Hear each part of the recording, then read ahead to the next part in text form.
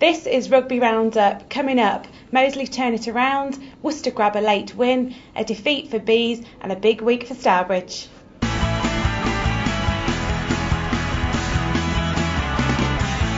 Hello and welcome to Brian Dick's Rugby Roundup. I'm Chrissy Savas and I'm joined by the voice of Midlands Rugby, Brian Dick. Hello Brian. Hi Chrissy.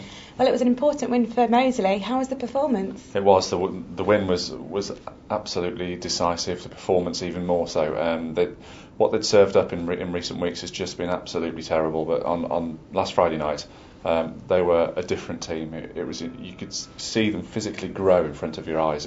They started off and they were on top for most of the game, and but they were a little bit nervy whenever Doncaster got back into it. But by the end, the self-belief was coursing through those red and black shirts, and not before time, because they've got some big battles ahead of them. Who stood out for Moseley? Well, for me, the big return to form was from the pack and the front row. They've struggled a little bit in terms of their intensity in the last few weeks. I think that's fair to say. But by the end of this game, it wasn't an issue. We've got footage here of a Doncaster scrum right on the Moseley line at a point where if Doncaster score, the Moseley lead is down to single figures. And Moseley just absolutely decimate the Doncaster scrum, and it was such a symbolic moment. It was a return to form, a recovery of past glories, however you want to describe it. But it was such an important moment for Moseley and for a side that has not lived and died by the strength of its pack, but one that certainly relies heavily on it. Now let's hear from try scorer Anthony Carter. Well, we wanted to gain some respect, not just from Doncaster, but we were letting ourselves down. We needed to respect each other and the way the boys performed. Couldn't have asked for more, really. Coaches have had a hard couple of weeks, and we've been working hard behind the scenes. And you've seen the result tonight. That's a big win. It doesn't matter who it was against, we needed to win. Must be tremendously satisfying, is it? Yeah. For me personally, against Doncaster, it was a big game, but for Moseley, this was a big game. That was Anthony Carter. Now looking ahead, Moseley have got a big match against Cornish Pirates. They have. They go there on Sunday. Now their record there is absolutely lamentable. They more often than not ship 50 points down there. A couple of years ago they went down there and they were 35 points down inside seemingly 20 minutes. They couldn't win any ball at all.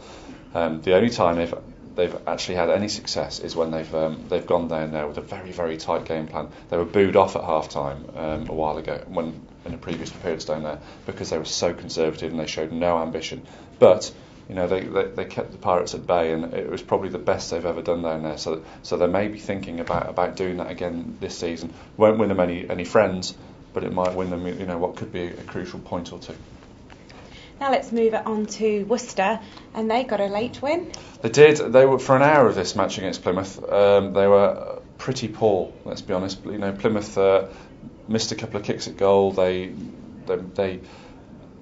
probably should have scored a try when the scrum half went the length of the pitch. And they were just, in the first half, it was just terrible. The line speed in defence was poor. The kick chase was pretty half-hearted. They didn't really seem to be didn't be able to get into a contest at the breakdown.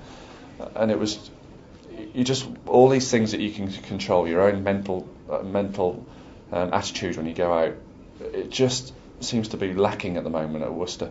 Then they get themselves into a hole. They're only a point ahead, or they're trailing as they were at 50 minutes against Plymouth, and they turn it around and they're a different side. And they reel off 4 tries, and it looks as though they've just been sitting back waiting for it to happen. They need to get that success and that attitude and that intensity from the first minute. And we'll hear Richard Hill say in a minute that he wants his side to be raging bulls when they go out, and that's exactly what they need to be, not just in the last 10 or 20 minutes. Well, as you said, after the match we caught up with Richard Hill. As I say, they got angry, and then we started to play. So we'll have to find that anger in the dressing room before we go out, because we can't afford to stay looking ahead towards the playoffs. You can't afford to start like that. We gifted 14 points to the Pirates, and better teams than Plymouth in that first half would have scored a couple of tries.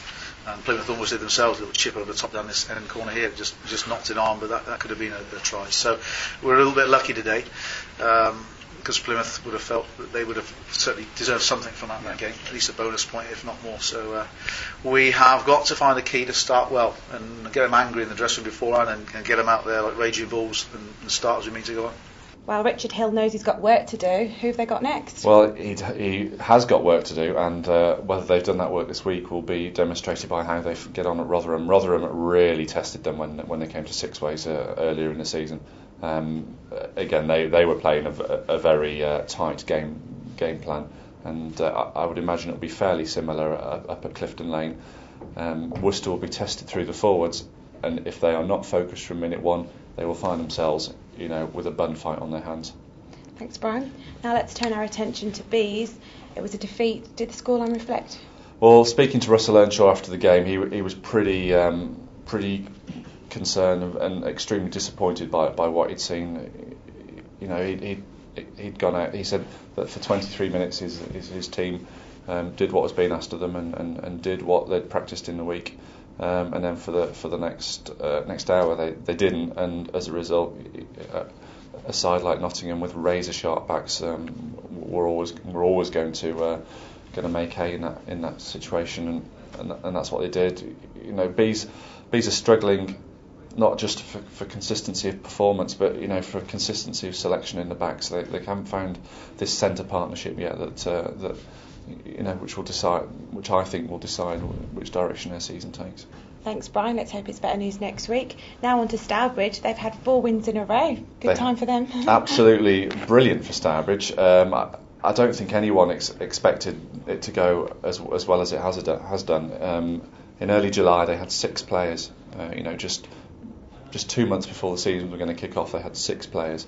They've now won 7 of their last 9. They play Leaders Barking at home on Saturday, and if they can become the first side to defeat Barking, the Jungle Drums really will be beating in National 1 because there'll be some new kids on the block there.